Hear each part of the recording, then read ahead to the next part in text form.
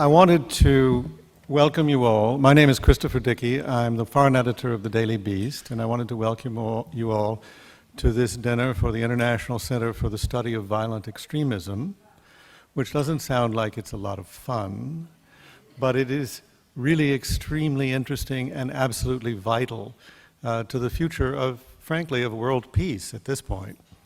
And I'm not going to go on at great length, at least not at this point, but I wanted to introduce first our hostess, Her Excellency, Alia bint Ahmed Al Thani, who is the permanent representative of Qatar to the United Nations, and who has made a powerful mark here in New York, and has been, I think, absolutely instrumental in supporting a lot of the work that the Center for the Study of Violent Extremism has done.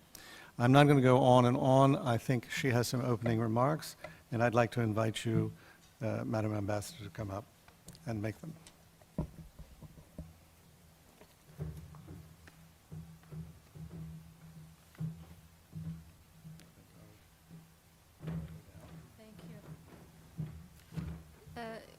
Good evening, everyone, and thank you so much for this kind introduction. Of course, I'm Alia Al Thani, the permanent representative of the State of Qatar to the United Nations here in New York. I would like to welcome all of you, and of course, I'm very honored to collaborate together with Ms. Anne Speckhard, Director of the International Center for the Study of Violent Extremism, and organizing this evening gathering during high-level week. Of course, as you know, we kickstart a very important week where we deliberate many important topics, including how to counter violent extremism and to deal with the effects of terrorism around the world.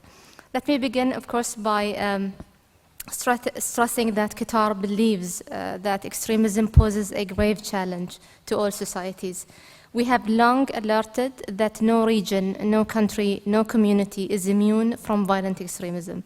It affects people around the world across race, religion, and different socio-economic backgrounds. Extremism is not inherent in a given religion or ideology. It is born out of social, economic, and political distortions. Children and young persons pay a very high price and direct price for the phenomena. Uprooting global extremism requires collective commitment and long-term strategy to address the circumstances leading to the emergence of extremism long before terrorist organizations have the opportunity to exploit it. Particular attention must be given to the special circumstances in the communities in which extremism emerges. We have often expressed our deep belief that security and law enforcement measures alone do not suffice to defeat this threat. Force only tackles the symptoms of the problem rather than addressing the factors driving participation in violent extremism and radicalization.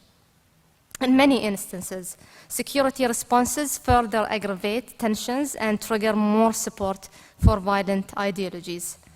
An important element of countering violent extremism is prevention, dialogue, and trust. In our view, engaging communities and building the resilience is an extremely important component of any national and international effort to prevent and counter violent extremism. Local communities and families have an innovative ideas about how to prevent and counter radicalization to violent extremism among their members. And I mean, in this, when we talk about local communities and families, we've really witnessed this when we have, Qatar, within our program of work, we have planned many events and functions where we have introduced many of those grassroots organizations that has been established by families of victims of terrorism and violent extremism, and we have seen how powerful the efforts of those grassroots organizations and individuals in tackling the root causes. Communities and families are also key to help to radicalize those that have already joined violent extremist groups, as I have mentioned. But also, and most importantly, they might be extremely effective in rehabilitating and reintegrating youth back into their communities, back into their societies. They are also extremely important in producing and amplifying new, authentic, and new narratives. Most importantly, of course, we must be able to inspire and motivate young men and women, and to build their resilience to violent ideas and behavior. This is why in Qatar we prioritize programs and initiatives that emphasize youth skills development, employment facilitation programs, and most importantly, education.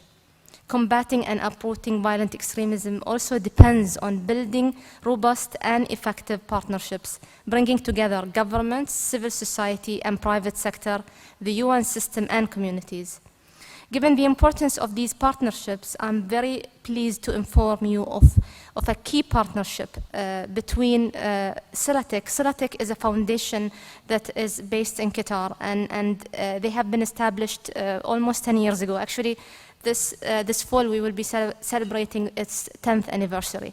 Silatek Foundation, it's an Arabic word that means to connect, connecting young people to their communities, to the workforce. So this foundation is basically supporting efforts in providing opportunities for young people in the Arab region. And now it's even looking at beyond the Arab region and looking at Islamic communities and of course many parts of the world. Silatek last year have established an important partnership with the UN Counterterrorism Office at the United Nations to implement a joint project dedicated to protecting youth from the surge of extremism and enhancing their abilities. It's a very important project. I mean, I cannot talk about it enough, but I really encourage you to look it up and see the wonderful work this organization has accomplished in the last 10 years. Qatar has fully and effectively implemented all of its international obligations in accordance with the international treaties and conventions, the UN Global Counterterrorism Strategy, and Security Council resolutions relating to the fight of terrorism. Of course, this is a very legal platform that we very much fully respect and comply with, and we encourage many countries to make effective implementation of. The State of Qatar also has invested in bilateral and multilateral cooperation within the framework of the Global Counterterrorism, the GCTF, the well-known forum. In this regard, we have signed several bilateral agreements and memorandums of understanding with many countries, and we actively participate in of course, the US-led international coalition to combat ISIL, which, as you know, has achieved significant successes.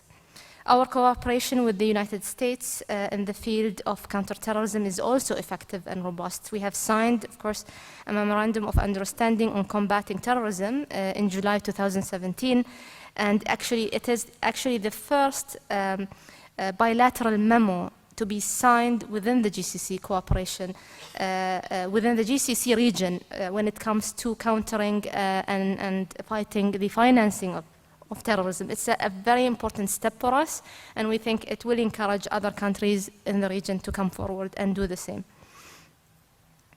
Very recently, of course, there is a dialogue between the Qatar and the United States, which was held in Doha in September 2018 on the same subject. We are very much actively, of course, engaged in many bilateral agreements when it comes to issues relating to counterterrorism. Sorry to prolong, but I wanted to have this opportunity, of course, to outline very important achievements my country has been involved in when it comes to countering violent extremism. It's a subject that is very dear to us. I mean, for us in Qatar, we have very much concentrated on providing education. Education is the key element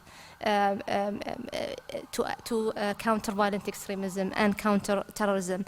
And for us, we have invested throughout the years in this area. Qatar is one of the leading countries when it comes to implementing and promoting the right to education, and mainly to women and children and girls. And I think this is something we're very proud of, and I'm sure nothing will stop us to do as much as we can. I'm sure you're very much aware the unfortunate the unfortunate situation the Gulf is going through today, it has a lot to do with how much we have progressed, how much we have been able to situate ourselves as a beacon of hope in the region.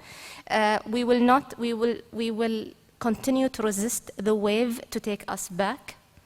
And I don't think anything will stop us. I think this crisis last year, the unlawful blockade that has been enforced on Qatar by countries that we have considered them as brothers and neighbors, has to do with that, has to do with not wanting us to progress, not wanting us to take a step forward, not wanting us to be as an open society as we are, as a country that has hosted many media outlets, have hosted many think tanks. We've really provided the space for that. And I think we will continue doing the good work we do with the good encouragement of organizations and individuals like your distinguished selves. Again, thank you very much for this opportunity, and I very much look forward to the discussion today, and I'm very sorry for prolonging. This is we're UN officials, and we take too much time sometimes in trying to explain a case or a situation, but I really wanted to take this opportunity to give you and provide you with information as much as I can. Thank you so much again for this opportunity.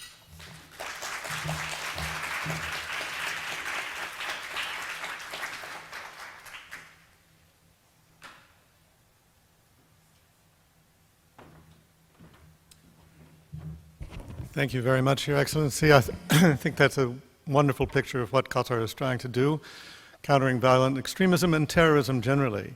I think one of the things that's striking about Qatar is the intellectual creativity and the social creativity that's gone into building your society, your modern society in Qatar. The emphasis on education, on medicine, on all kinds of things that benefit the people of Qatar and lots of other people too who go there. To study and to heal and to build their lives. It is unfortunate that there is a situation in the Gulf where Qatar has come under enormous pressure, not because it has made enemies, but because it's made so many friends. I've never seen a country that could have so many friends who are among themselves enemies. So it's quite a striking thing. And I think also something else that needs to be said tonight is also how powerful the role of women is in Qatar. You have tremendous figures among the women of Qatar who have helped guide the nation, and I think everybody knows that in the country and around the world, as a matter of fact. So I want to thank you for those remarks, and I think that's a great scene setter for tonight. I'm going to introduce Anne Speckard in a moment. But you should know that I first met Anne in Brussels in 2016 when the airport had been blown up and the metro had been blown up, not far from where you and I had dinner. We were both talking on NBC at that point. And I thought, who is this woman who knows so much about terrorism? And she explained that she'd been, well, you know, talking to a lot of terrorists. And I thought, okay, you don't look like a terrorist, but clearly you talk to a lot of them and learn from them what their stories are and how they feel, what they believe, and how those beliefs can be used to inform the struggle against terrorism. And it seemed like a hugely worthwhile project because so much of the discussion of terrorism going way, way back, long before 9/11, is a discussion of absolutes. You don't understand the people, you brand people as terrorists, you walk away from them, you turn your back on them, you try to kill them, but you don't try to understand them. And you can't ultimately fight them, especially in today's world, especially in a world of social media, unless you do understand them, unless you do listen to them, which is exactly what Anne has been doing and her colleagues have been doing at the International Center for the Study of Violent Extremism. She's now going to show us a film. Are you going to show us a film, Anne? That gives an idea of what exactly they have been doing. How many people have you interviewed now? 94. 600 terrorists over the years and 94 from ISIS. Wow, you could have a great cocktail party with all those people. Are any of them out of jail? Some of them must be out of jail now, yeah. Anyway, I won't go on. I'd like to invite Anna up here to tell you firsthand what it is she does and to show you what she does.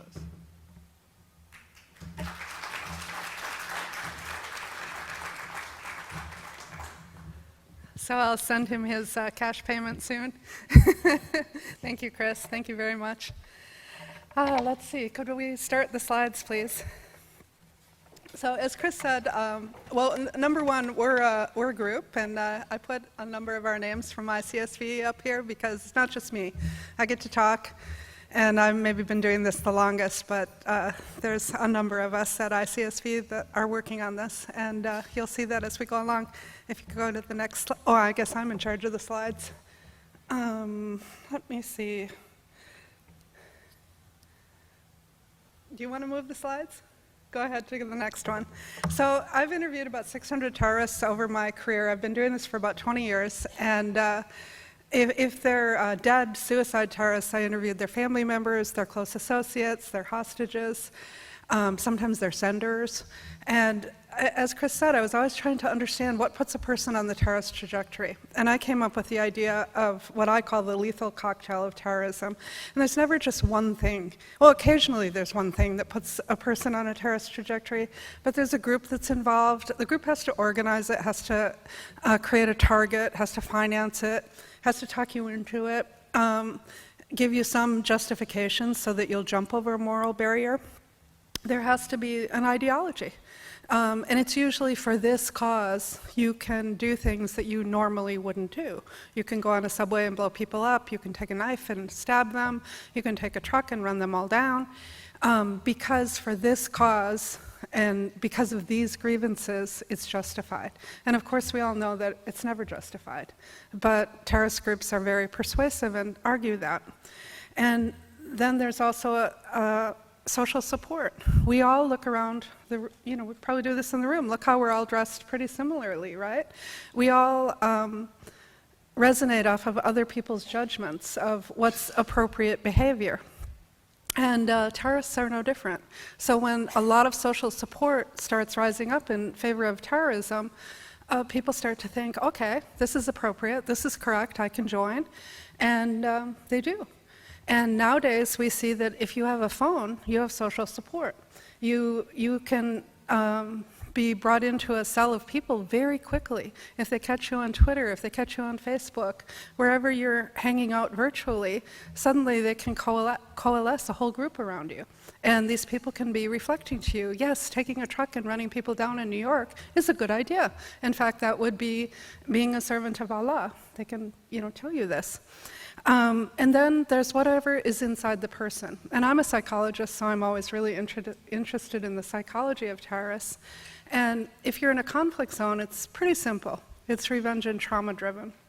And people will go seeking terrorist groups to be equipped to enact their revenge or to escape from their traumas, to get away from PTSD, to say, I've just had enough. Just let me go out as a martyr. If they begin to believe that it is martyrdom to kill other people as you kill yourself. In non-conflict zones, there's at least 50 variables, and I've written a lot on this, and my time's really short, so I can't go into it, but there's anger over geopolitics, a personal search for significance. We all want to be significant. We all want to be recognized. There's wanting purpose, wanting a positive identity, wanting adventure. What's more adventurous than taking off from Brussels and going to Syria? Running away from your problems. All of us at time to time seek a geographic relocation to get away from our problems. Falling in love, that's a real powerful one, actually.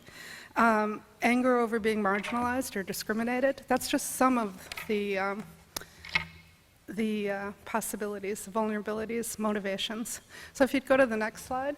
And sometimes it's real simple. We took this picture off a phone of a Syrian ISIS defector in Turkey. My colleague Ahmet Yala got this picture. And You know, I don't know if these people joined only for the money, but some people do tell us, I joined for the money. But anyway, we've been looking for a long time at what are the necessary and sufficient components to make a terrorist. But we also have to look at what will unmake a terrorist, what will prevent a terrorist, what can we do? And the ambassador told us exactly. We need to look not at the symptoms, but at the root causes and to begin to address them. If you go to the next slide, please.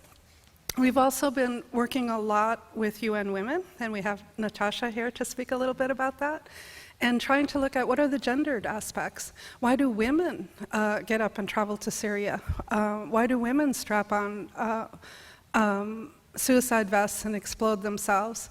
What are the differences? How are women seduced into a group or coerced into a group? Is it different than how the men are? If you go to the next slide, please. In my view, ISIS has been peddling a utopian dream. And you see on the one list a whole group of grievances: occupation, violence, torture, rape, death. I mean, there are regimes that are torturing, right? I mean, our own country was torturing. We had pictures from Abu Ghraib that proved it.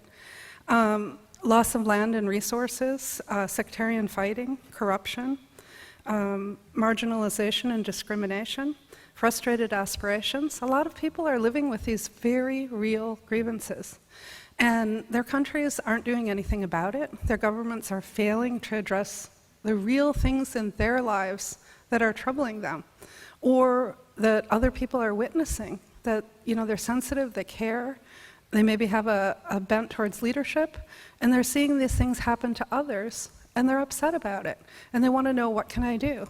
Well, here comes ISIS and tells them, I have an answer for you, and I can give you dignity, I can bestow upon you belonging, I can give you significance, purpose, opportunity, and you can live by Islamic ideals.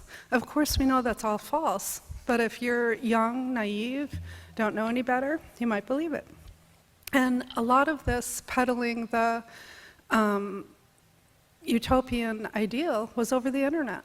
And it doesn't mean that people get into terrorism only over the internet. All of these things are multi-causal. But if you're hearing this whole thing about there's another way of living, there's a caliphate that's being built, you can be part of it, people will resonate to that. And we saw that. We saw 40,000 fighters go from 120 countries. So when that started up, we started asking ourselves, if you go to the next slide, please, what could we do about that? How could we do what we're doing, already interviewing terrorists, trying to understand their trajectories? How could we take what we're learning and try to use that to do a soft power approach to fight against terrorism? And our answer was, let's take their stories, because we know that people learn by story. Don't you remember in school, when they told you a story, it stuck? And public speakers are always told, tell a story. You know, they won't remember anything you said except the story of the person that you spoke about. Tell something real. Well, these people that have been in ISIS and walked away, that are defectors, returnees, prisoners, if you could get their stories, they're instructive, and they can be cautionary tales. Don't join. It didn't work out so well for me. Don't join. And we know that ISIS especially, but other groups too, were catching people on the internet by putting out this dream and watching, did you retweet it? Did you share it on Facebook? I'm forgetting all the social media things you can do. Did you like? And if you did, I put this big net out, and I can find out who's responding to my materials. Yeah, you know this. And can we do the same thing with counter messaging? So we decided to try, and I'll tell the truth, we're not as good as ISIS. They're really organized. They're really good. They follow you. They follow who follows them. They swarm in on those people, and they try to catch them and try to move them along the terrorist trajectory. But we are good that we go out and capture stories. We get them on video. Zach Badorf is here. He changes our interviews into these amazing products. You're going to see a couple of them tonight. And Ardian, who you met, who hasn't come in yet, because I guess people are still coming late, has traveled to all these different places in the world capturing these stories. And we create counter stories that tell about what motivated me to join a terrorist group, why I joined, what I liked about ISIS in the beginning, how I heard about them, how they recruited me, how I traveled, what happened when I got there. What did they do with me? Did they train me? Did they give me weapons training? Did they give me Sharia training? What did I continue to like? And what did I hate? What made me leave and defect from the group? Or what made me return to my country and maybe still like the group? Or if I got imprisoned, how do I feel about them now? If you go to the next slide. And this is where I really want to thank Qatar, because we have funding from a number of different people, but our main funding right now is from the Embassy of Qatar in the US, and we're very, very grateful for that. And we were doing fine, but now our project is on steroids, and we're very proud of that. So if you go to the next slide, and then I'm going to ask you to come back. Yeah, this one. We have interviewed 94 ISIS cadres, defectors, returnees, prisoners. We've interviewed 10 al-Shabaab, and that's with our Kenyan partners, who you're going to hear from tonight. We've interviewed 25 family members of ISIS, 2 ISIS al-Qaeda ideologues. With Zach's kind help, we've created 79 counter-narratives. Some of them are still in process. And I think it's 60 that are already up on YouTube. And then now if you go back to the last slide, this is our YouTube channel. And we beg people, so any of you that are fluent in other languages, if you'd like to give any of your time to ICSVE, each video is maybe 3 minutes long. It's got a short little script. And we ask diplomats, people that are able to do it, please can you change this into your language, just by writing. And we get subtitlers so that we have anti-ISIS videos in the same languages that ISIS is recruiting in, which is about 21 languages. And we also create a study guide for every video. Those are still being processed and will be put together into a training manual soon. And we go out and we train teachers, prison workers, police, CVE professionals, how you can use these things. Because we know that people don't only learn by logic. I mean, maybe the people in this room, because you're all accomplished professionals, but a lot of people learn by emotion and emotionally compelling material. And we know that people are on YouTube all the time now. They love to watch film. And that's what we're trying to create, and creating a message where the person tells their narrative. On our study guide, we provide a transcript, we provide discussion questions, we have Islamic scriptures that show what ISIS is claiming, or al-Shabaab, or whatever the group happens to be, and what the refutations are. So now if you go ahead 2 slides, please. So we've also been very privileged to make country partnerships. So you see Kenya, northern Syria, they call themselves Rojava, the Syrian Democratic Forces, Iraq, Kosovo, Albania, have all let us into their prisons. And we've all been able to interview ISIS prisoners, which has been quite amazing.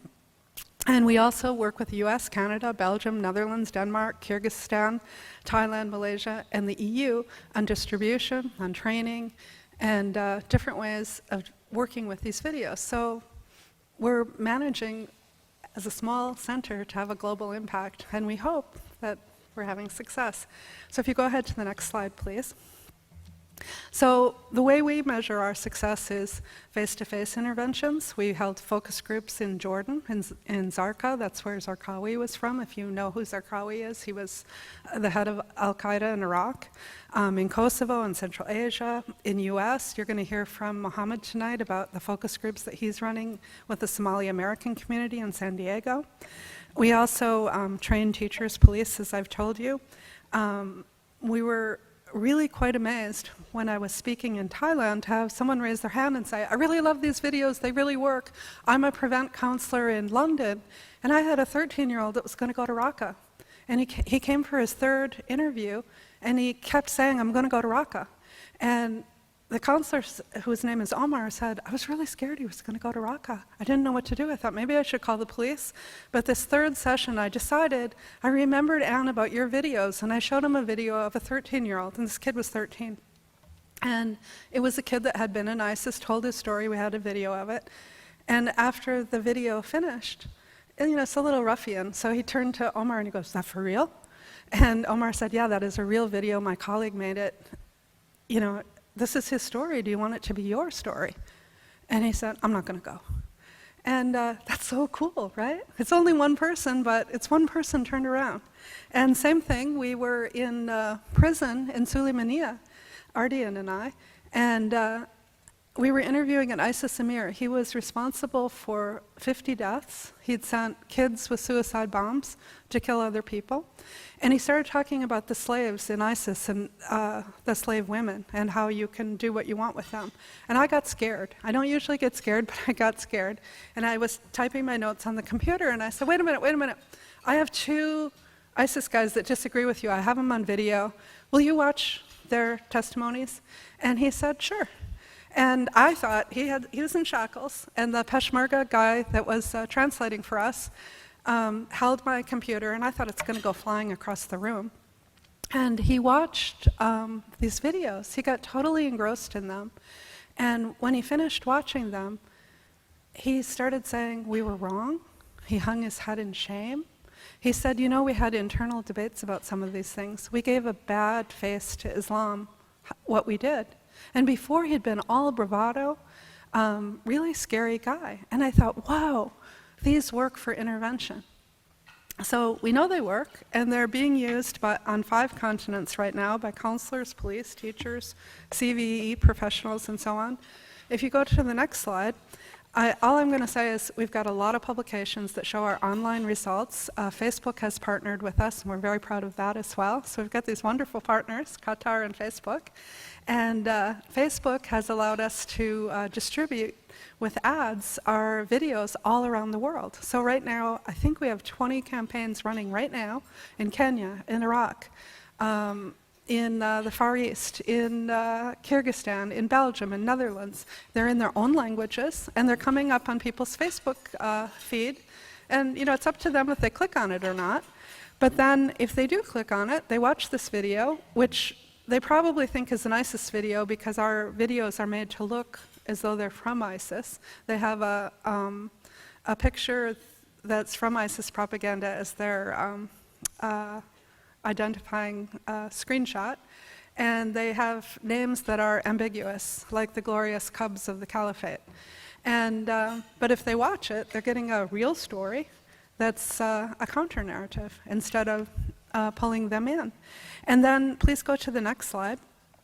We recently started, again with Zach's help, something called therealjihad.org, which is a website that has Islamic arguments, so it's ideological arguments, but also stories and all our films, so that they can click at the end of the video and go to the Real Jihad. And you'll hear from our Kenyan colleague about what happened in just only 1 month. And I think we have 14,000 clicks already on the Real Jihad website. And the only way you hear about it is if you watched one of our videos. So people are going looking for more, which is very exciting. So if you would just go to the last slide, I'd like to show you our team members who allow themselves to be shown.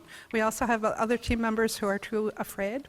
One of them is in Iraq, and so you don't see all the pictures here. We have a wonderful team, really grateful to all of them. And I want to go quickly, so I'm going to show you our latest video. It's a story from our last trip into northern Syria, working with the Syrian Democratic Forces. And they let us in their prisons. We interviewed on that trip, I think it was 7 men, most of them Europeans, and 5 women that had been in ISIS, all Europeans. And this is one of the European women. We renamed her. It's not her real name, but we renamed her Salma. She went naively into ISIS following her father. She's from Belgium. And she thought it was going to be a good thing. She didn't do her research ahead of time. Turned out horrible. And here's her story. If you can play the video, please. Thank you. So my dad, he wanted to live the really Islamic life. My dad came first, and then he called me. He just said, life is better here. You can wear your whole hijab, and we are not oppressed here. Just that my dad said I'm not coming back was enough for me to come, actually. I never watched, and when my dad called me, I tried to watch on YouTube. I looked up like how is life in ISIS. There wasn't really anything on YouTube. And he convinced me to come, so I came.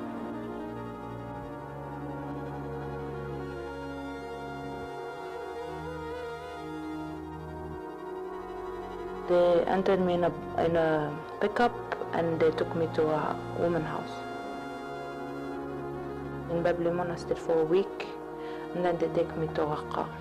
The Raqqa is like a big house full of women. I told them I have my dad here and they went up, looked up for him and they brought him.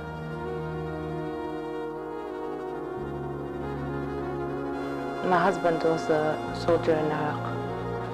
When we got married, he went 3 times.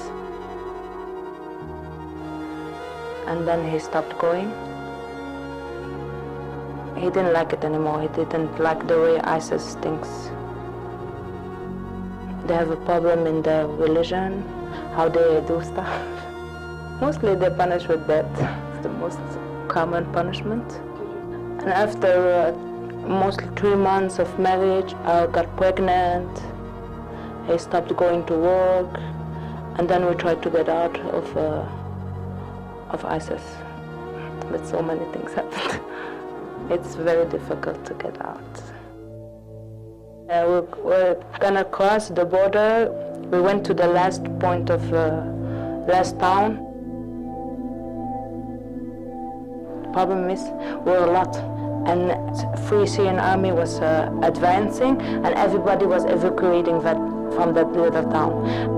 Us going to there was a little bit suspicious. And when we are going, there is a car of police that comes.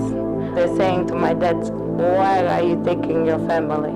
He's like, "Oh, just here." He's like, "Yeah, no, we know." And then they came and took my dad. They left us in a house first.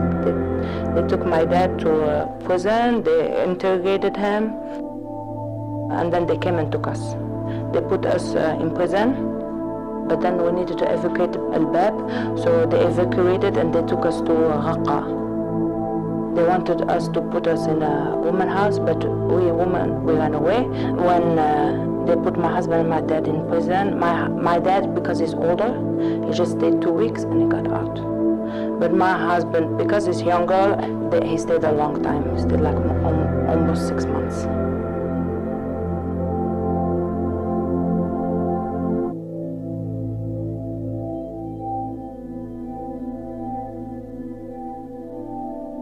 So my dad was like, "Yeah, no, I'm not staying here. Let's go." So we started walking, and then they started shooting on us. They started shooting on us. They killed all the men. He died in front of me. I got a bullet in my back and a bullet other places. They came and interrogated me, like, "Why do you want to go? You should fear God."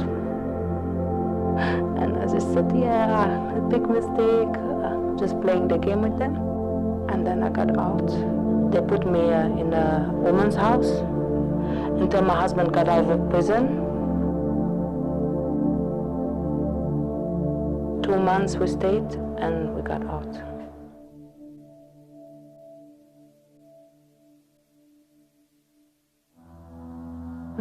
Of course it's hard. You want freedom. You want to go out. It's just psychological. It's difficult. I have a son and I'm pregnant 7 months. But being in prison with your kid is worse, I think, than being in prison alone. Because you see him suffer. He's 1 year and a half, so he doesn't really understand. So he thinks it's fun. He goes out, he sits in front of the tent, takes stones and starts throwing on everyone, so it's all fun. But for me, really, just see him like this, he almost needs to go to school. Normally he needs to play with stuff.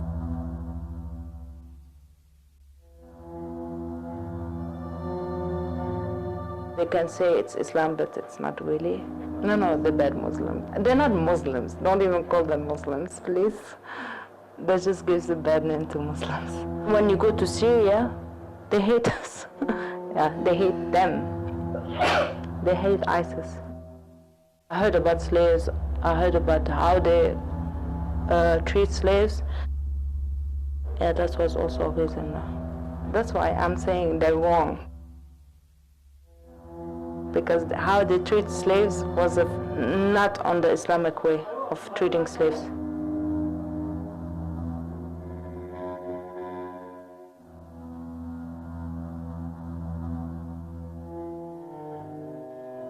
Of course I want to go home. I want to go to my mother. My sister got so many kids, I don't even know them. My family doesn't know my care yet. If they put me in prison, that's the consequences of my mistakes, so I will have to live with them. Don't even look up ISIS, forget ISIS.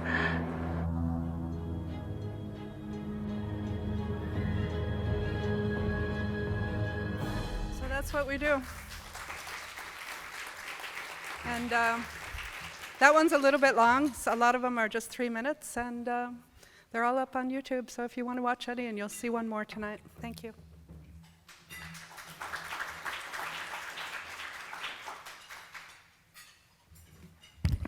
Well, as Anne would say, wow, that was something. A very convincing counter-narrative, at least to me. I'm sure it would convince many young women who would be thinking of going to join ISIS. But somebody who can really talk about that is Natasha Lamoureux, who is coordinator for the Community of Practice and Outreach, Women, Peace, and Security at UN Women, which is a real UN kind of name for an organization.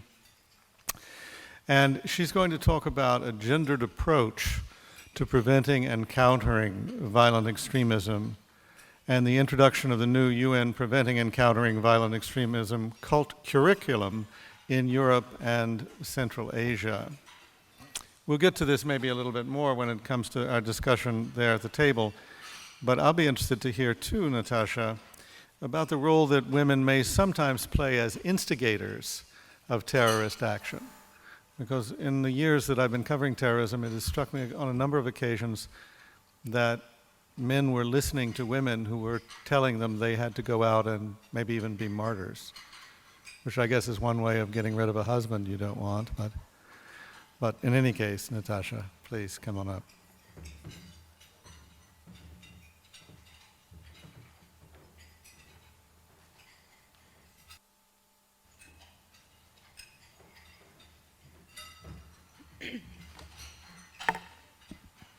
Good evening.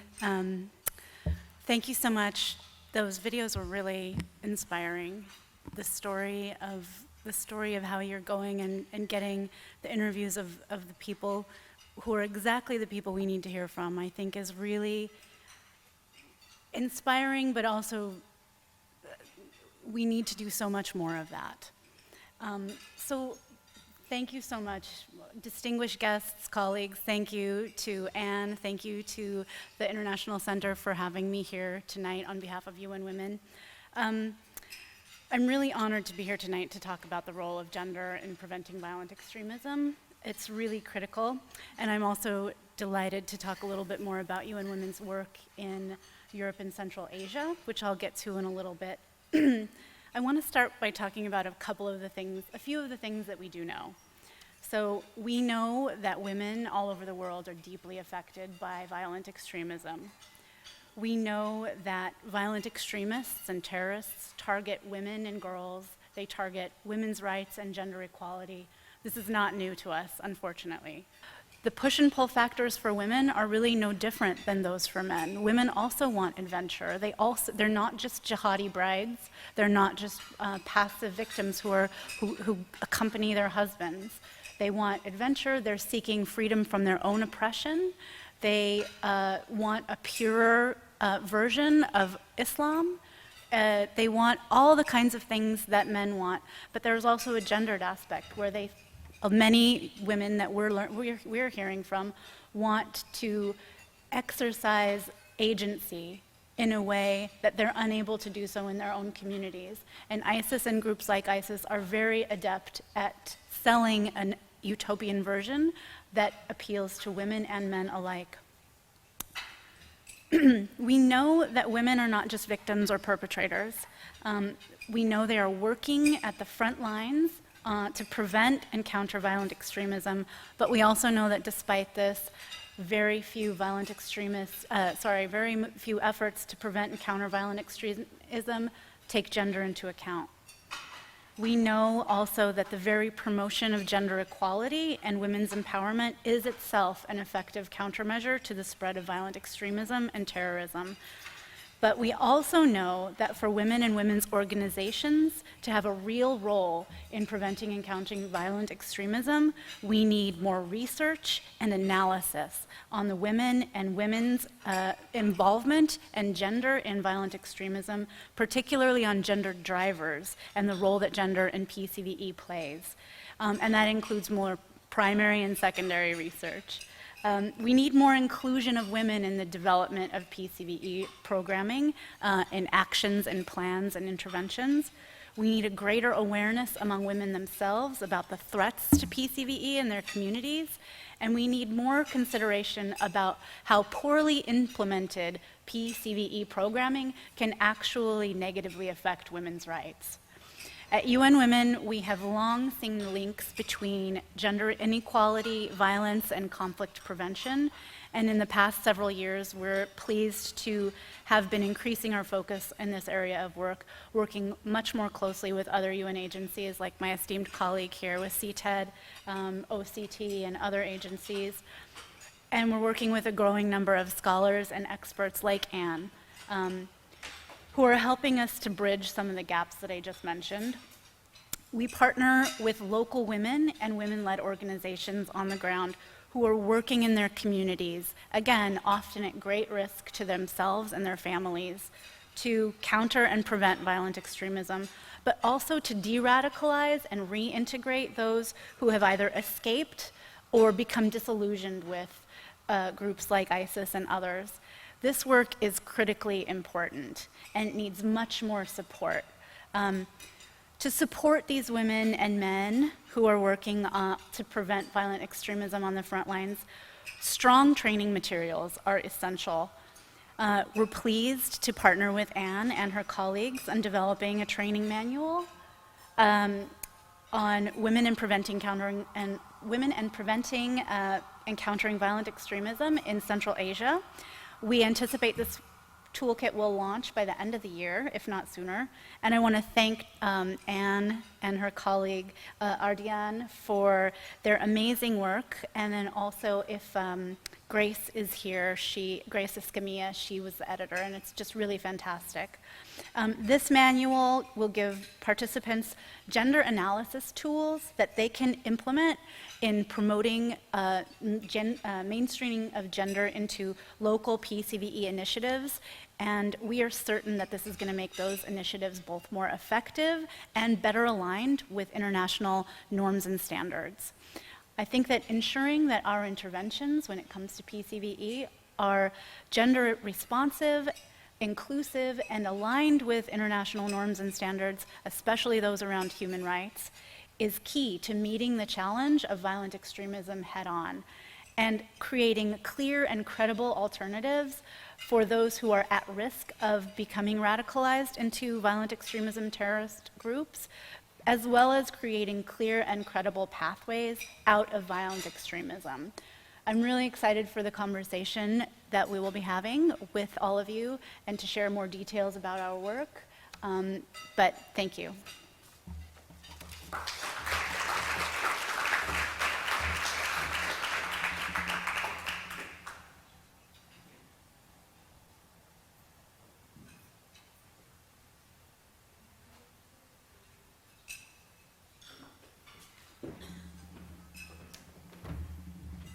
Thank you very much, Natasha.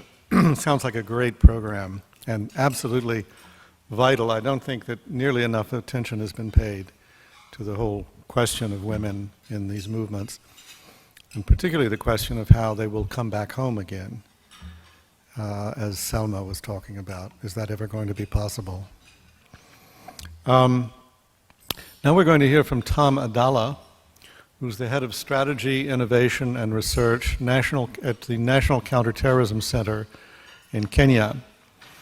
He's going to talk about an assessment of ISIS and Al-Shabaab activity in Kenya and the region with the presentation of another ICSVE counter-narrative video. I think we all remember, or should remember, some horrific events in the past few years in Kenya, carried out by members of Al-Shabaab. We were talking over our dinner this evening, and there's been great advances in Kenya in containing the threat. And it's not just because of a security apparatus, it's because of the thinking that has gone into the thinking of the people who might become terrorists. So please come up and tell us all what it's all about, Tom.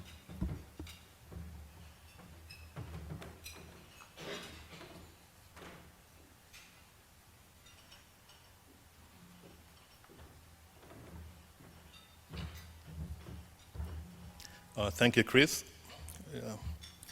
Her Excellency Ambassador Alia Bint Al-Thani, the Permanent Rep of Qatari to the UN, Professor Hans Peckard, our moderator for this evening, Chris, my fellow panelists. Ladies and gentlemen, good evening. My name is Bintal Tom Adala. I'm the head of strategy and research at the National Counterterrorism Center in Kenya. First, I want to convey greetings and apologies from my director, Ambassador Martin Kimani. He's also our special envoy on CVE. He would have really liked to be here, but due to exigencies of duty, he's going to arrive in New York over the weekend to attend the high-level session with our president. But from the onset, I want to thank the Qatari government for making this possible, and also Professor Hans Peckard and the group that has made it possible for us to participate in what we believe is a very important event to mark, although to showcase the important work that the Kenya government and the NCTC is doing with the International Center for the Study of Violent Extremism. I won't want to belabor the points, and I know time is really not on our side, but just maybe in a nutshell, Chris has talked about events that have happened in Kenya. Severally, we've received a lot of attacks, given our long porous border with Somalia, which has been in a state of anarchy, since the collapse of the Siad Barre government in 1990. Most of you know, if not all of you know, about the Westgate attack in 2013. That's one of the major attacks, but it was followed also in 2015 by attack in one of our universities, the Garissa University, where we lost over 147 young, budding Kenyan students at the hands of Al-Shabaab terrorists. Unfortunately, incidentally, the lead attacker was actually a graduate of the University of Nairobi, somebody who was very well schooled. He was a son of a senior Kenyan official working in the county government. And this usually brings into focus the sharp question of the issue of drivers and of violent extremism. Why would a bright legal student get into terrorism? He has everything he needed in life. He was working in a bank. His father was a government official. But still, because of the ideology, he decided to join the terror group, leave his good work in the bank, and lead the mowing down of 147 innocent young Kenyan souls at Garissa University. But this has been a turning point for the government of Kenya. We've learned a lot. We've also been learning a lot from the work we do with our partners internationally. We believe that everybody is in a learning curve in this space, and that's why we talk about the good practices that we can learn, and also in events like these. Due to those major attacks that we've had, the government started a collaborative culture within government that brought together all the ministries, departments that deal with security, the security sector practitioners, the criminal justice system, the correctional services that brings together the prisons and the probation together into kind of a collaborative culture that follows standard operating procedures to fast-track issues to do with counterterrorism. So this collaborative culture has actually seen a lot of progress, not only within government, but at the National Counterterrorism Center. Our main mandate is to coordinate all issues to do with counterterrorism and counter-violent extremism. And we have done a lot of work with the civil society to reduce the trust deficit that has been between government and non-state actors. We brought in the private sector, the tourism industry, the media, into all these efforts that have been bearing a lot of positive results and positive fruits. And we don't sit pretty in our laurels saying that Nairobi has not really been hit in the last 5 years, but we see a lot of trend in radicalization that we have to mitigate, especially now using internet, mobile telephony, and that brings us to the kind of work on counter-narratives that we are doing with Professor Speckard and her team in Nairobi. Just to mention, our national plan on countering violent extremism is contained in a document, our blueprint, which is a national strategy on countering violent extremism. It was launched by our president in 2016, but currently we are reviewing it, we are refreshing it to take stock of the hard lessons, to also what we've learned from our partners and globally, and to refresh it because we know that our enemies don't sleep. They keep refreshing their strategies maybe weekly, if not daily. So we believe that our strategies should not be cast in stone, but they should be live documents that can effectively mitigate the threats that we face every day.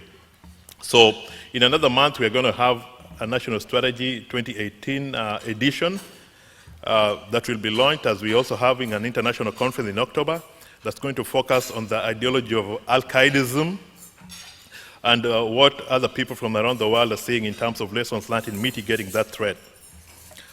Now, we've produced several tools. Currently, under my department, we are doing a study called the Devoted Actor Research. This Devoted Actor Research, in a nutshell, asks the big question: why would a young Kenyan youth who's been radicalized prepare to be a suicide bomber? What makes somebody change his mind? What are the cognitive traps? Maybe psychologists like Professor Andrew tell us that even would make a young man from the university join these groups and be ready to be a suicide bomber. What makes them a devoted actor? And can we have such devoted actors on the other side of the divide when we flip the script within government, within communities that are fighting violent extremism? What does it take to have a devoted actor to mitigate this threat effectively on both sides? So these are very interesting research that very soon we are going to launch. Another important work that we're also doing, a lot of work has been done in the last 2-3 years on preventing and countering violent extremism, but not so much has been done into trying to measure the successes. What does success in this area look like? It's a very complex area. You're trying to measure human activity, human phenomena. So what does success look like? Does success mean that we've killed all Al-Shabaab and there's no Al-Shabaab remaining? That is success for us, or ISIS? So we are developing a monitoring and evaluation toolkit that will show us the progress that we are making, how we can recalibrate our efforts as we move forward. What do we need to drop? What do we need to adopt as we move forward? Now there's been a lot of talk of political caliphate, but now we're hearing a lot of talk about the cyber caliphate. The extremists are taking this war more on the internet telephony and the mobile platform, and that's where we're heading to. That's why we've developed also a robust department that deals with innovation using artificial intelligence and such kind of tools. But because of time, I think we'll have another session to discuss some of the good work we're doing. Basically, our strategy is based on the PREVENT platform because we believe that 90% of the work is prevention. There's a Nigerian saying that it's like when you get a firewood burning, it's trying to get the wood that have not caught the fire. That's what we're trying to do with our youths, to get the ones that have not got the fire. But the 5% that have crossed the red line, then we have a security pillar that deals with them, and within our judicial system also. A lot of work now is going on rehabilitation, reintegration, and de-radicalization, because as opposed to 2-3 years ago, when we saw many people joining the foreign terrorist fighters, there's a backward trend of now we are having a lot of defectors, a lot of returnees, and we're trying to look around the world. Who has the best program for disengagement, for de-radicalization? What do we do with these youths who are coming back? They're still part and parcel of our society. And we realize that you have to involve families, you have to involve communities. We're doing a lot of good work with UN Women. Families are coming to us. What are the early warning signs? What am I going to know that my son or daughter is being recruited online? And this is going on especially with the young girls now because of mobile telephony, and Kenya has a quick uptake. We have a joke about Kenyans on Twitter. It's one of the most vibrant in Africa, KOT. And that is the challenge that we're having now. Families come and tell us that my son disappeared, my daughter disappeared, and we believe they're in safe spaces in his bedroom doing their homework. But already they're online with somebody in Syria. You're going to see the story of Aisha, one of the interviews we did with Spekad. And this was 100% radicalization online. She was caught by the Indian intelligence trying to cross to join ISIS. She had left Kenya to go and work in the UAE. But she's now in prison. She's recanted extremism and telling a very good story that resonates very positively with our youths. And the video of Aisha was uploaded just about 2 months ago. But already we're seeing that we have almost, I think, 500,000 views of people who have watched the Aisha video. The reach is about 500,000. And slightly over 50,000 of them have now gone to the Real Jihad website that Professor Hans Becker talked about. Because this Real Jihad is a website that helps them. We have imams and preachers who talk positively to these people who are trying to to be de-radicalized. And they have a space where now they can actually see clearly the mistake that they made. They're ready to share with part of the world and to help the other youths who can be entrapped with radicalization. So I think with that, once again, want to thank the Qatari government. I'm told they also sponsor the Global Community Engagement Fund, GSAF. And GSAF has a program in Kenya that's going to run for about 5 years working with communities. In Kenya, our strategy, we talk about two main key indicators. The first one is to shrink the pool of radicalization of our youths. And secondly, is to do a lot of sensitization so that the whole Kenyan society, the whole Kenyan community can reject vehemently violent extremism and join in these efforts. So I want to thank Qatari government again, Professor Hans Becker, and all those who are here. And with that, I think we are going to just have a snapshot on the good work that we're doing with Spekad. We can already see the direction that we're taking. And hopefully, we are going to make more of these. She'll be in Kenya in next month after the conference. We are going to do more interviews. Actually, these are the first interviews that are being done on Al-Shabaab, because it's the biggest threat that we have in the Horn of Africa. And you can know what Al-Shabaab is doing in that region. With AMISOM forces, we are trying to stabilize Somalia, but still, they're continuing with the radicalization. So it's about upstaging this ideology that is spreading like wildfire. And we know that this good work will continue. We urge your support on this as we move forward. And I think with that, I want to show you a little bit of the good work that we are doing with Professor Spekad and her team. Thank you very much.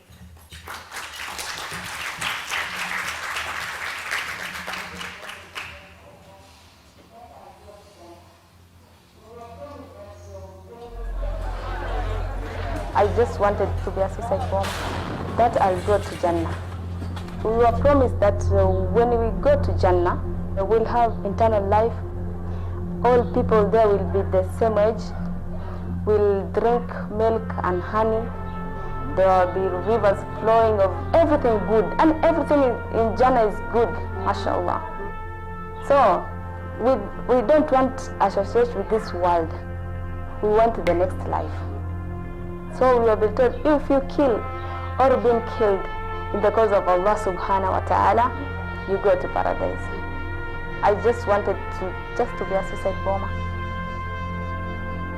Whenever I've been told to go, I would go. I was imagining sent to a place, playing ground where people meet, or in a mall, or in churches where a lot of people gather. And I am with my bomb on my waist, and I just go there, just in between them, and I blew up myself. I wanted to die, so I didn't have a second thought. I used to run 100 meters and do high jumps also for my school and my country, but I didn't make it.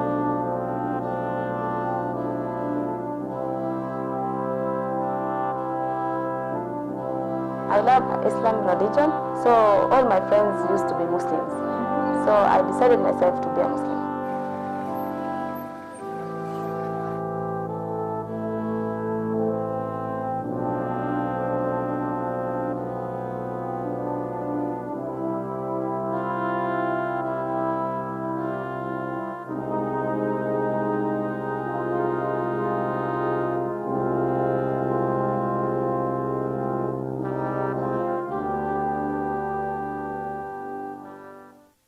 They educate us a lot of things. If you don't know how to use a gun, you have been told how to use it, even to make bombs. We really loved it. I wanted to protect my people. Actually, I wanted to be recognized that I helped. Also, I'll be completing my faith.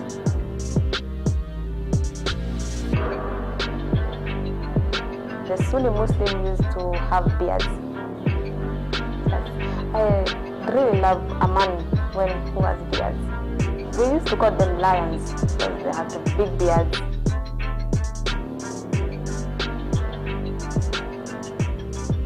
We would marry and we would fight together and go to Jannah together and live happily ever after. You cannot be a lioness if you don't have a lion. Everything you have to do together. I didn't imagine that. So just imagine being with him and fight.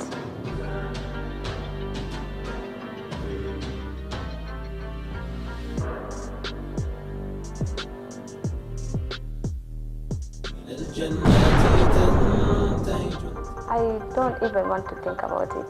There are some things I didn't know, now I know. It is not good. It is not good to kill.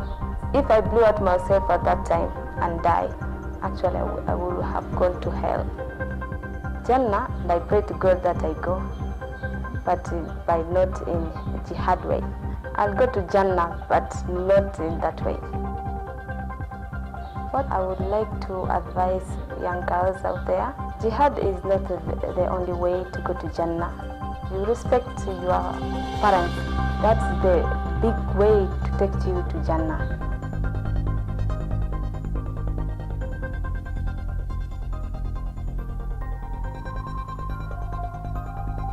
I'll be still working and earning the money which I'm not now. I would be with my family. Islam is a good religion. You have to live like a Muslim according to the Quran, how it says. You have to study the Quran well. Some people twist the story and say it's the other way around. Don't be tricked. Don't do these things. You'll go to hell instead of paradise.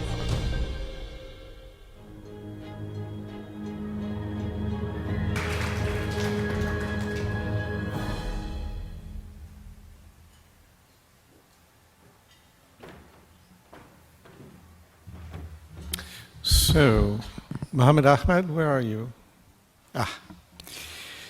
So, all of this may seem to an American audience rather distant. Yes, the threat of terrorism is a threat that we all know about, and certainly so close to the anniversary of 9/11. But in fact, there are communities in the United States that might be particularly vulnerable to the kind of indoctrination that these sorts of videos are fighting against.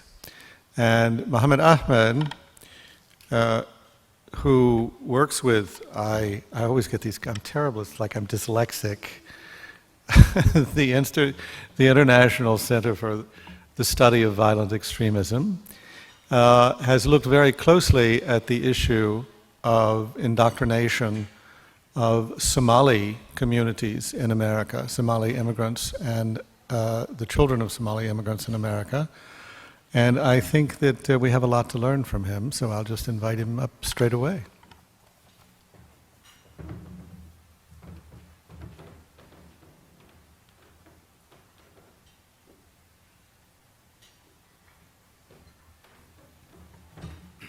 Good evening, everyone. Good evening. Okay, just making sure you guys are awake. My name is Muhammad Ahmed, and I am a research fellow with the International Center for the Studies of Violent Extremism. And my primary role is to take these counter-narrative messages into the communities here in the United States. And we decided to start off with the Somali American community, one, me being Somali, right? And two, because our communities here in the US had its fair share of facing these challenges. Back home, obviously, you know, the destruction and the havoc that Al-Shabaab creates back home in Somalia, but also the recruitment that no one can deny here in the US. Just to give you sort of a glimpse, in San Diego, we had 5 members in the community who were indicted for material support. Right? We had 2 Somali gentlemen who were headed towards joining ISIS who were caught crossing the border to Mexico. We had Anwar al-Awlaki, right, who was also based in San Diego. So we can go on and on. Even a few of the 9/11 hijackers went to flight school in San Diego, right? So what I like about the work that Anna and her team is doing is they're not only just, you know, producing research. Like in our community, you know, the average Somali, even, you know, young, youthful person, is not going to pick up, you know, a 300-page article or research paper and read. We as a Somali community, we're very rhetorical. We're known as the nation of poets. So having these videos creates something that I never thought was going to be possible, because our communities, you just can't go to a coffee shop and be like, hey, what do you think about ISIS? Instantly, that individual is going to act like he's deaf. Why? Because of fear, right? Fear of entrapment. Is this guy an FBI agent? Is he a CIA agent, right? But really, radicalization affects our community. So I can't imagine a community that is vulnerable and is affected directly by extremism, but yet they're afraid to talk about it and have a discussion, right? So we're bringing in these videos, and instantly you start seeing the participants and members in the community who are having an open dialogue, right? We're creating a safe space that really doesn't exist. A lot of those bridges were burned by people who are not culturally sensitive, right, to approaching CVE work. So some of the things, for example, that we wanted to look at is, you know, how do our participants, what are their understanding about ISIS or Al-Shabaab, right? Are these videos effective, right? Are they really delivering the messages, right? They are. It's working. The participants that watch this video, one, I love it because it's 3 to 5 minutes, right? Right to the point. But participants are engaging in a conversation and they're sharing ideas that they may not feel comfortable if a law enforcement officer was there, right? Someone who was there that were outside of their community, right? Or out in the public. So some of the findings that we have is, one, it provides a safe environment for discussion, which is very, very important, not only for the Somali community, but any community, right? Somewhere where your ideas could be respected, your views could be heard, is what any human person would need. They also believe that these videos are highly engaging. I mean, some of the discussions could go on for hours and hours. Sometimes I just have to shut it down. I'm like, okay, it's time to go home, right? So once again, right, it gives the opportunity to members in the community to talk about this. Also, we found that, you know, these messages are working. Some of our participants, they say, yes, I believe this message, right, if it came across someone who was joining Al-Shabaab or ISIS, that they believe that it would deter them, right? Another participant said, it may not cause everyone not to join, but at least it's going to make them stop and think again. And that's what we want, right? We want people to think, right, before they make these life-changing decisions. One of our visions is to also expand this to other cities across the country, right? So I am a Muslim. I am a practicing Muslim. I've been living in the community with the Somali community, all the Muslim community, right? When I talk to imams, for example, they say, you know, Muhammad, we're really, really concerned when the youth are not coming to the mosque because we're not giving them the message. We don't know who they're getting the message from. These videos are perfect because a lot of the time, I'm youthful myself, I spend so much time on my phone. We're meeting people where they're at, especially the youth, right? They're on the internet, and they might come across this, right? Even if they're not joining or never had intentions of joining any extremist organization, right? But they might share it with someone. They might say, hey, check out this video. This is very interesting. So these videos, they are working, and there are other communities across the country and across the world who would really benefit from this. And I'm gonna just end it with this. As Somali, as you know, we're very poetic people, so I'm going to say a saying that my dad always told me, "Farkaliya fol madagda." It means one finger cannot wash a face. If you don't believe me, try it. Right? So you need 5 fingers to wash a face. So my dad always told me that when you're engaging in any effort to make a difference, right, you need everybody's partnership. And this is what we see right now, right? It's not only our center, or it's not only Qatar, it's not only Kenya, it's everyone's responsibility. And if we work together to counter this, definitely we will have a better world. Thank you.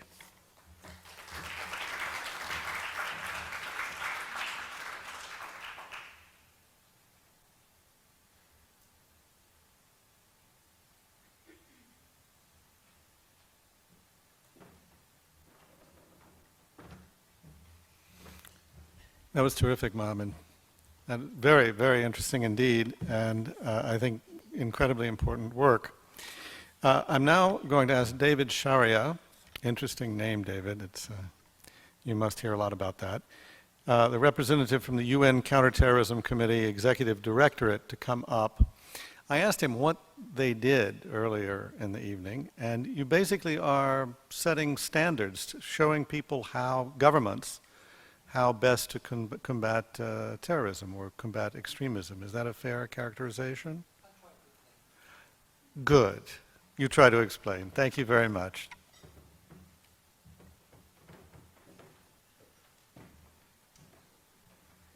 So, my job here is to try to give some context to all the interesting presentations that we got together, and context will be a key word that I will use across all of the 5 minutes that I will speak.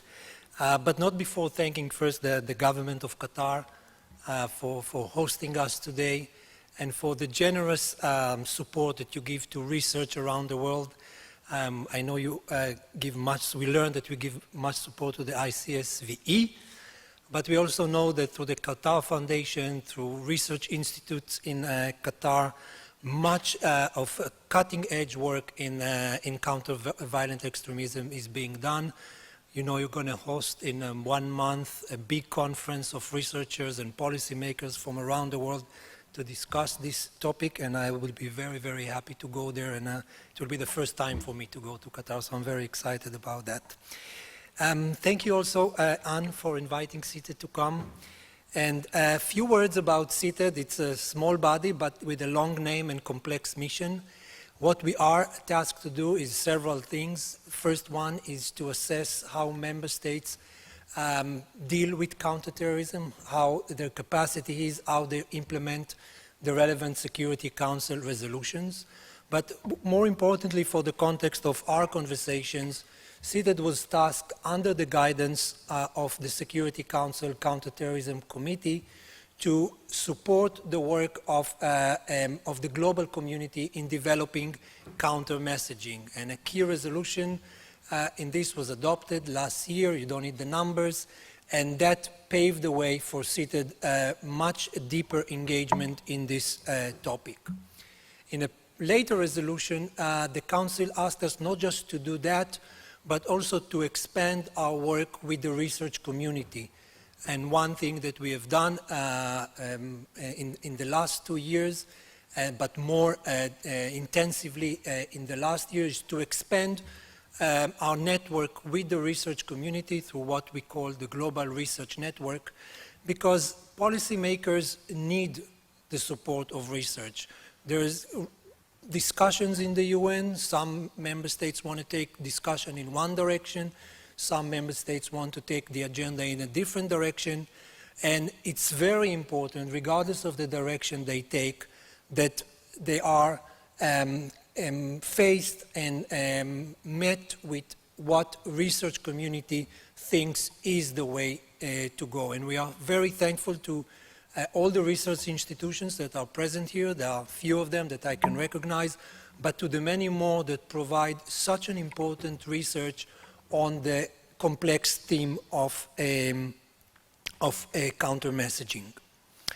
I want to start with what Mohammed concluded, and what I'll try to do is to bring the four presentations in some way together.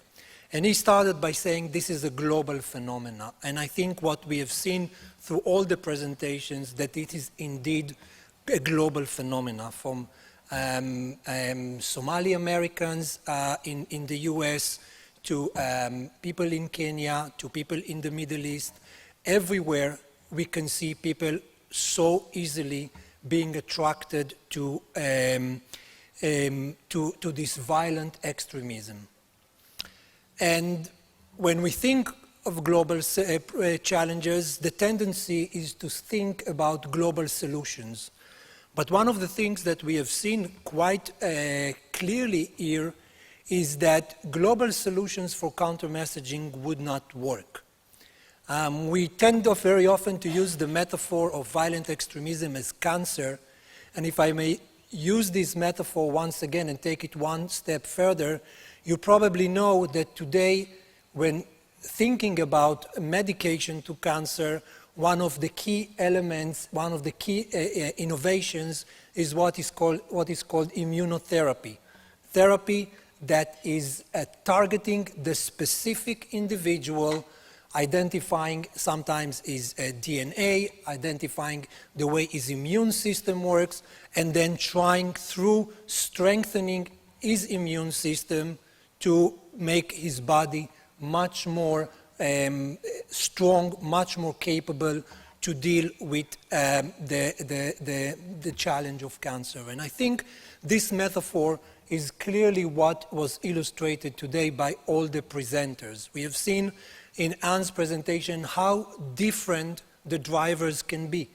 For one person, it could be a humiliation that he suffered. For another, it would be something of geopolitical nature. For other, it could be a family situation. The gender dimension that Natasha mentioned could also have an impact.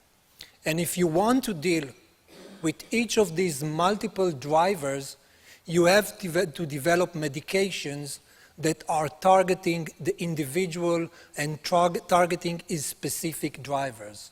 So context and understanding where one person comes from and what drives him to or her to the violent extremism is probably the key to solving or trying to mitigate the context. And for this, we need research. And the Security Council acknowledged, and in one of its resolutions dealing with it, that we need more research. We need continued research into the drivers of terrorism and violent extremism because, again, it's a global issue, but only individual solutions. And the more we understand the challenge, the more we understand that we could not even group communities and say this community is driven by that, those individuals are driven by that.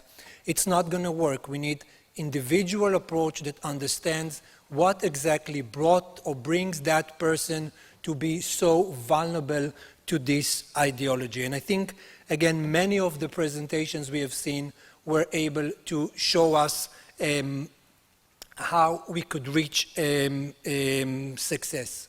And I think Tom was mentioning some of your approach that Kenya has made, and I think we could all learn from the Kenya experience. You mentioned the cyber caliphate, the growing use of the internet, and how that is something that requires its own research because there is a difference between online recruitment and offline recruitment.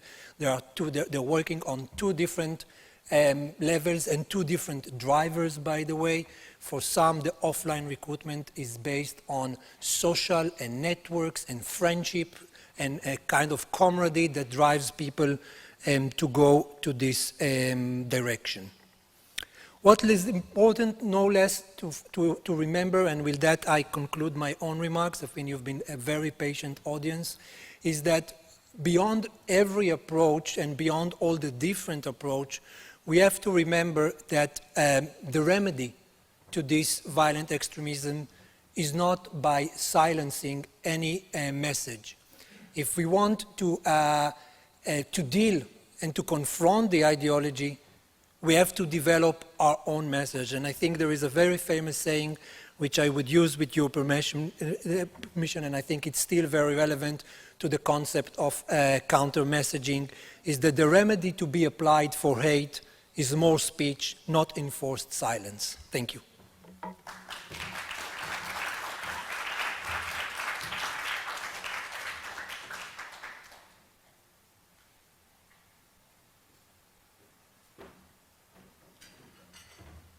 Well, we have about 30 seconds left, so we're going to extend the time about 15 minutes. And I'd like to invite all the participants back up onto the stage where you see your name. Well, you probably can't see where you're supposed to sit from up here, but I think you can figure it out. David, I thought that was a terrific summation of what we've heard tonight. I thought that was a terrific summation of what we've heard tonight. That's me. Okay, this is Tom. David's at the end. This is Mohammed. Mohammed, you're here.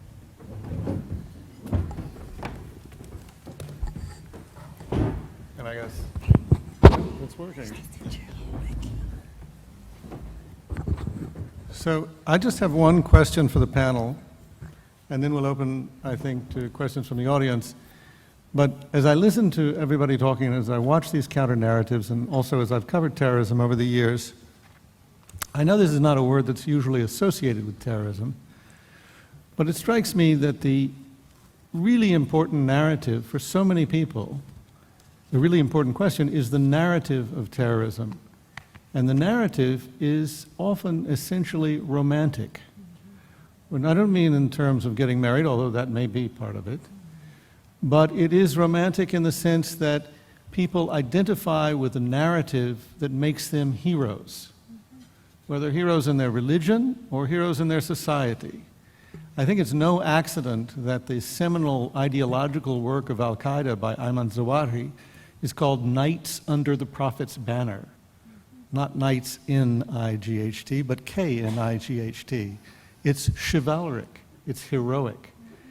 And I wonder if that isn't the hardest thing in developing a counter-narrative, is to say, you know, you can't just say to young people, especially young men or young women, we don't want you to be heroes. You have to, I guess, show them how they can be heroes. And I just wondered if you would like to reflect on that. I'll say something. Does this turn on? Is this on? I think so, yeah. Okay. Didn't know. Oh, okay. That's why we created the realjihad.org, because we realized we're not as good as ISIS. ISIS is offering something really cool, right? You get to be a hero. You get to fight for justice and dignity and purpose, you know, for the downtrodden. I like that. You know, sign me up. But of course I hate ISIS. But we're trying to break that and say, no, that's not real. And the people that did it didn't like it and it didn't work out for them. But then what are you left with? Nothing, right? What are you supposed to do now? And you're already riled up. You're upset about the grievances that ISIS, Al-Qaeda, Al-Shabaab have shown you, or that you're living yourself. So we created the realjihad.org, and it's just starting, and we're struggling with, you know, really thank you to Qatar that they did put our program on steroids, but we're struggling with that we're a small organization and we want to blow it up big, and we want to make the realjihad.org a place that you could go and you could find out, what can I do when I think that things are wrong? And my daughter is sitting here, she's somebody that's telling me all the time, the world is wrong, it's not right, it's not just. What should you do? So, you know, we have to provide answers, right? And I call that redirection. We have to redirect people. And that's one of the reasons, forgive me for saying this, but I like terrorists. I like their passion. I like that they want to change the world. Everything else I hate. But I like people that care. Because, you know, I hope you care too. But we have to give them something to do. Thank you. Any?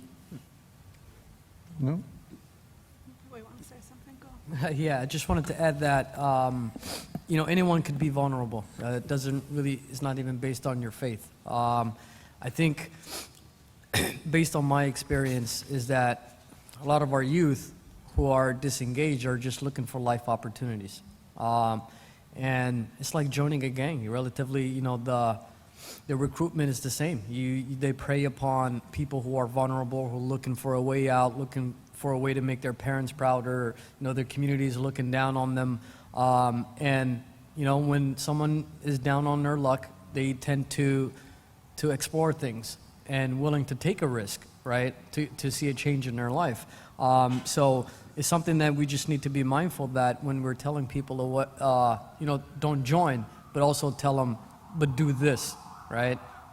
Here's how you make, you know, a better Muslim community. This is how you should be engaged in civic engagement if you're, you know, frustrated with foreign affairs or whatever the case might be. So, and yeah, just the whole point, I think it's people, especially our youth, like, you know, they're looking just for life opportunities. They're willing to make a difference, and they have vulnerabilities, but people are good at exploiting that, and we just need to be good at, you know, building upon their strengths and directing them to be positive members of our community. Maybe, Go ahead. sorry, yeah, maybe just to pick it up from Mohammed and Professor Ann, and some of the experiences that we've seen in Kenya. Chris has talked about what we usually discuss as the pull and push factors. And this romantic world is usually among the pull factors, because generally they discuss the push factors as being unemployment, poverty, and this kind of things. But the pull factors is what the extremists are selling to these youths who are being radicalized. The rosy romantic picture of the second world, where they're going to have everything that they always need. And I remember myself when I was in college at the university, I mean, we were so adventurous and we were radicals. And we usually say that being a radical is not really a bad thing. At times you change society positively. But being an extremist, of course, and a violent extremist is what we are trying to mitigate and fight. So I think what we're facing with Al-Shabaab is also this kind of propaganda.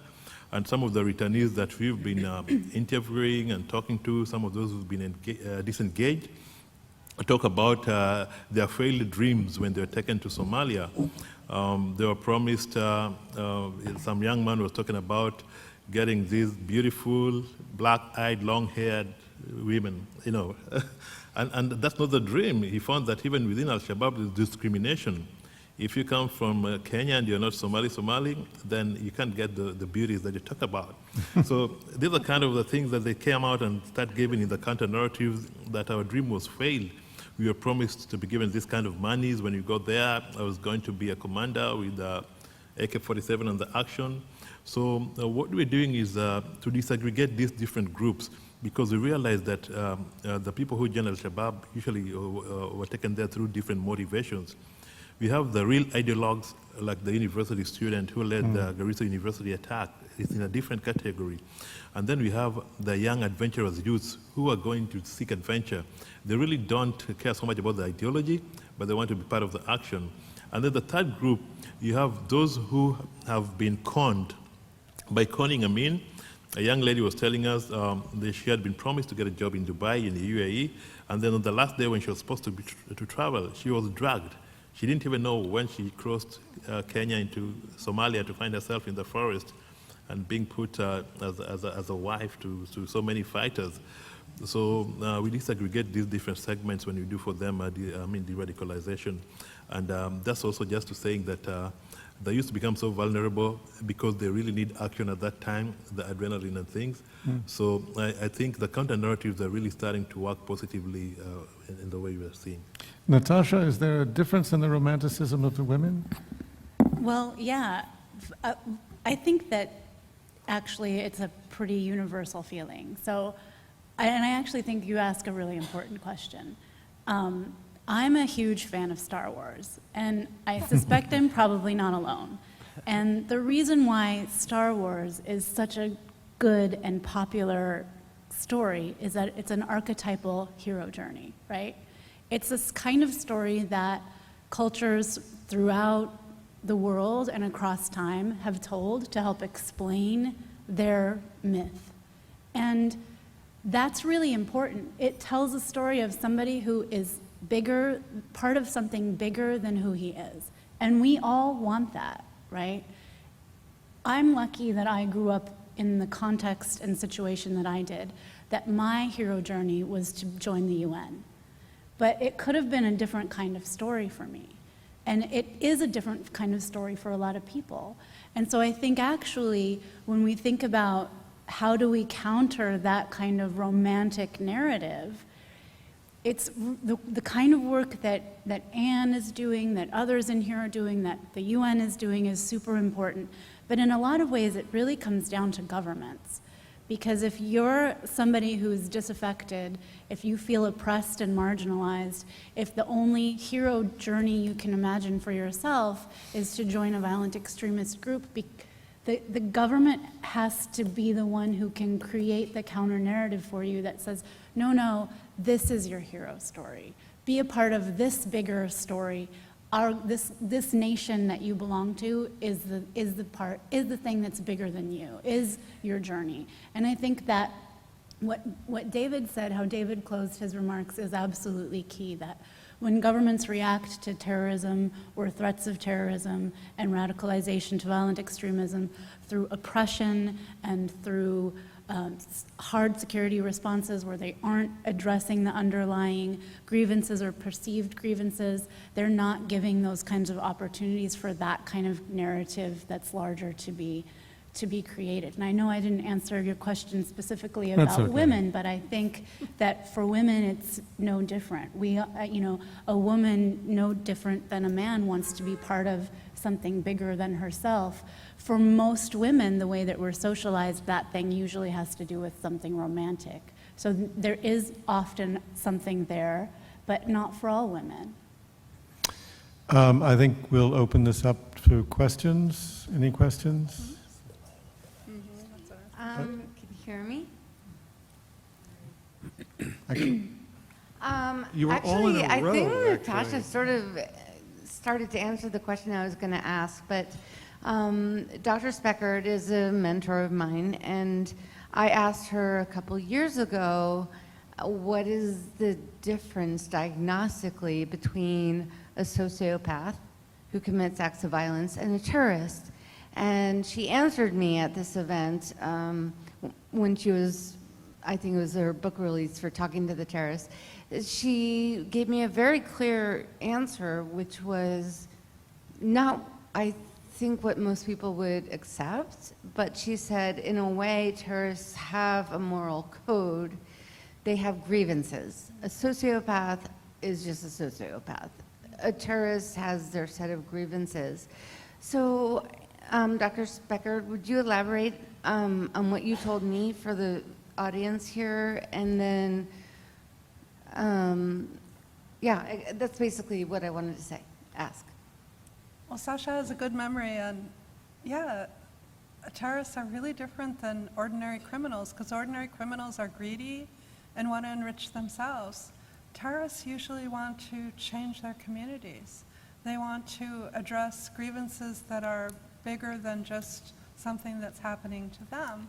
And it might not even be happening to them. It might be only happening to other people that they feel a kinship to. And that's the part that I do admire, because we should all care so much. But the methods that they engage in are absolutely wrong. But it's not being a psychopath. A psychopath has no moral code and is just self-serving, where a terrorist is trying to serve his community, but is very deluded in believing that attacking innocent civilians is the way to do it. Back here? No, it's you with the microphone in your hand. Thank you. I'm Davis Packard from Johns Hopkins School of Advanced International Studies in Washington, and I'm really interested in how we saw the two videos. I'm wondering, are there some videos where they're talking specifically about the grievances caused by governments, and what, if any, is your dialogue like with governments? When you say you want to address root causes, I would think you might have some engagement with governments. Thank you.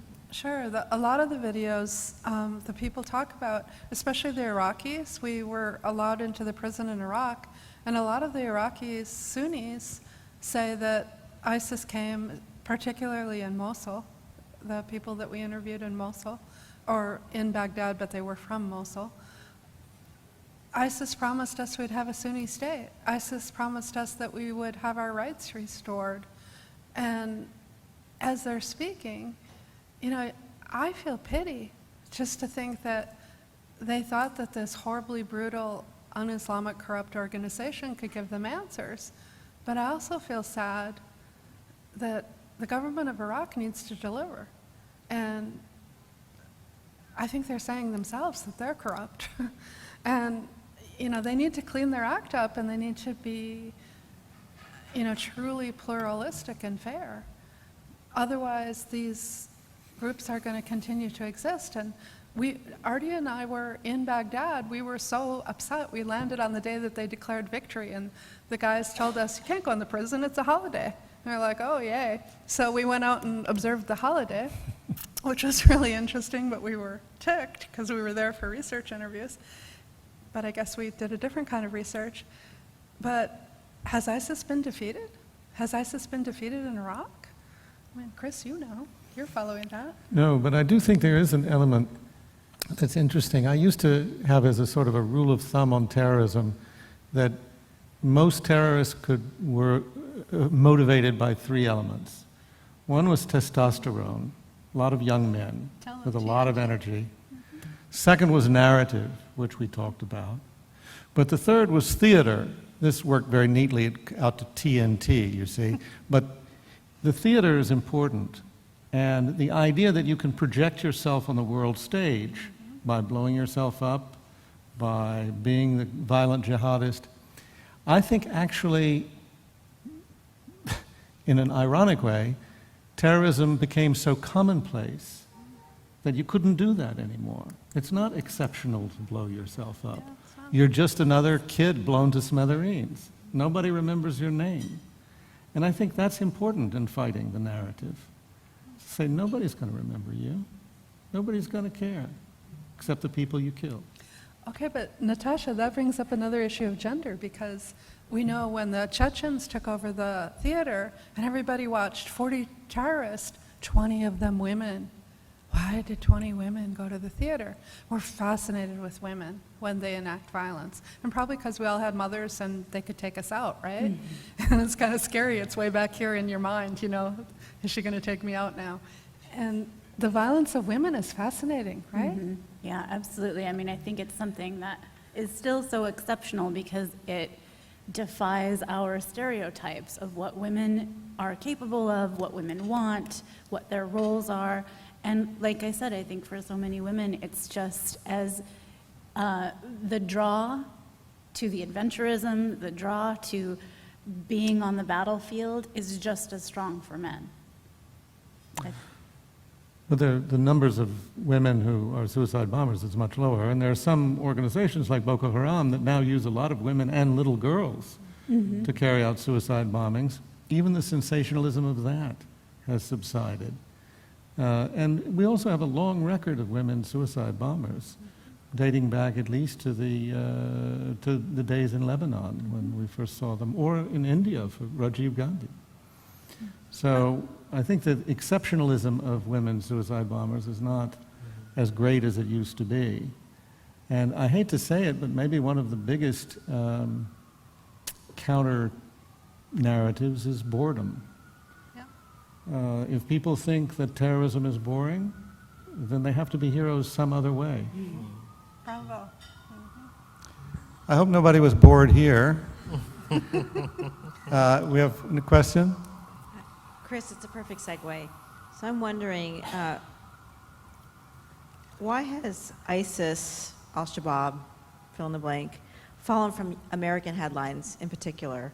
And what, are you concerned about that, or what do you all think about that? What was the active, does it out of the headlines, or what was, I'm They've sorry? fallen out of the headlines. Yeah. And are you concerned about that? Well, I have two words for that. Donald Trump.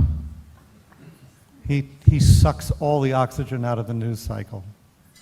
And it's also what I was saying earlier, it's not news. Terrorism, it's horrible to say, but it's not news. There have been really pretty bad terrorist actions, even here in New York, in the last year. Nobody talks about it. Yeah.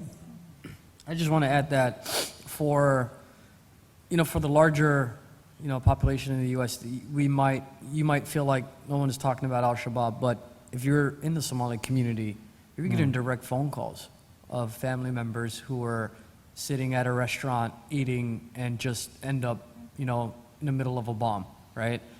So it definitely impacts a certain community. And I'm kind of actually disappointed that it's not, on the news as much. It's like we're so just like aghast with terrorism. It's like the school shootings that happen, right? School shooting happens, and there are ones that were just on the media for maybe just 48 hours, and like people just move on, or less.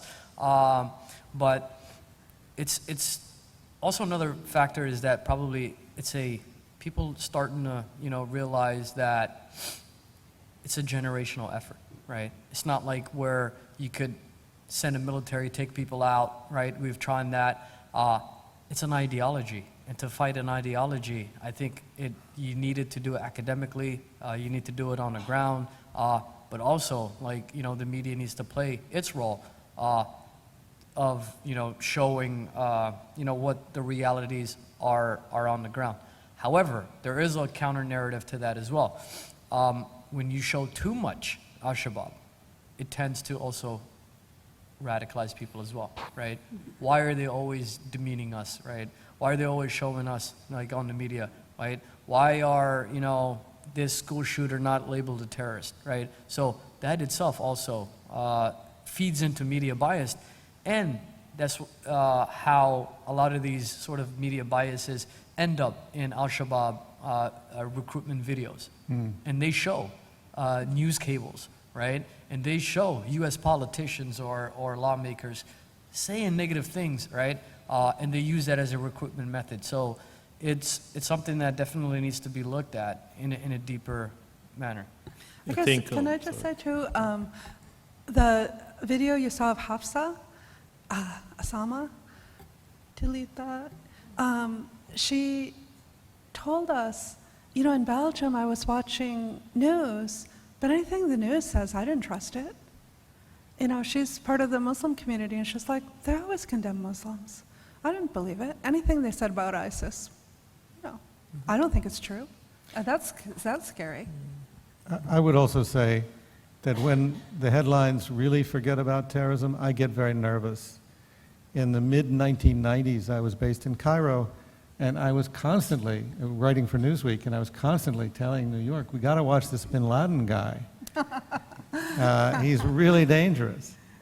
And there's all this stuff going on, and there's all this anger out here, and I can tell you exactly how it works. And it was like, yeah, no, it's not really, we're not really thinking about that too much.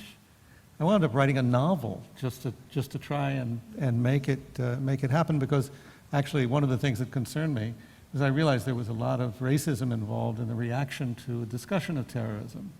So if I was writing about someone named Mohammed or Ahmed or whatever, I knew that editors in New York were essentially turning the page. And it wasn't, and so my novel was about a guy from a Bosnian background who's blonde, blue-eyed, 6 feet tall, and looks all American. Did you name him Ardian? Well, he does now. No, but his last name's Kurtovic, which is a good Bosnian name. But also, just to add to what Chris is saying, I think the experience we had in Kenya, and what Mohammed is saying with Al-Shabaab, is that they have a very robust propaganda tool that they use. And on the flip side, if you see the way at times they use the media, it's like they get free advertisement when they create an attack in the media. They don't have to pay. The money is a private company will pay to have a headline. So we have a robust program also with our media owners on how to report on issues of terrorism. And it's really started working positively, because now we are seeing a trend where they're moving from huge attacks, like they had the twin embassy bombings in Kenya and Jerusalem in '98, and the 9/11 here in the United States and New York. They're going for a small lone wolf attack, spectacular attack, but they want to terrorize the whole world through the media, social media, because all these things find their way globally online. I was here in our mission in New York in 2013 when Westgate happened, and it was all over international media, and my friend in the US were like, is this happening in your country? It's like a movie. But you see, they get that kind of reporting, and they terrorize everybody in different parts of the world. So the media really also has to take stock on how to report on issues of terrorism, and we're working on that in the country. But of course, the problem with social media is that there's really no way to control this. And we don't want to control it. But in the old days, you could talk to the responsible media and say, let's try and deal with this.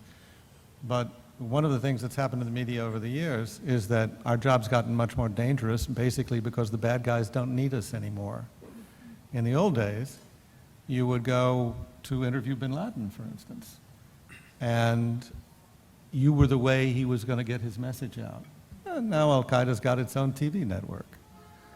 So that's a huge change in addressing the whole question of how the media relates to this and how the consumers of terrorist media relate to it. So they don't have to go to CNN or the BBC. They go directly to the Al-Qaeda or ISIS networks. And I think one more challenge that our community is dealing with. Last year we did a training for like over 40 parents on how do you identify, radicalization and prevention and intervention. And a lot of the parents, here's what they said. They said, all of our kids have smartphones.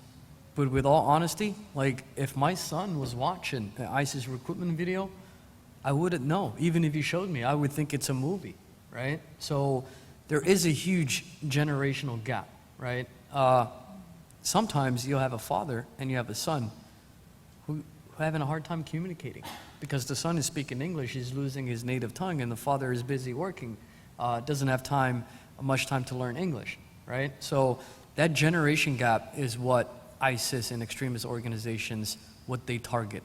And they use Nike and Adidas and basketball and whatever sports that a lot of our youth are into in targeting them. So a lot of recruitment videos you'll see, a recruiter or, someone in the video wearing a Nike t-shirt. You can just do it. And they change their phrases. And that might trigger a youth who's already vulnerable and looking for a way out. So while we also, trying to counter these narratives, I think a lot of our refugee and immigrant communities, especially parents, are in a very tough situation because they're not accustomed to this Twitter or Facebook or YouTube. They don't understand it. I think we could go on, but I think we really have run out of time now. I want to thank everybody for coming. I want to thank, is the ambassador still here? Or She she's had to gone? leave. She had to leave at 9 o'clock probably. Well, she had other duties. She's In any an case, ambassador. In any case, I want to thank all of you for coming. And I hope you learned something tonight. I certainly did. I think I feel greatly encouraged by the work that you all are doing. Thank you. And I'm going to be watching it closely. Thank you. Thank you. So I'd like to thank all of you, too. If I could just thank all of you, because I know a lot of people in the room are doing work equal to what we're doing, and bravo to you, and keep it up, please. And anything we can do to support you, we're happy to do it. And again, thank you to our sponsors for this beautiful evening. Thank you to the Embassy of Qatar.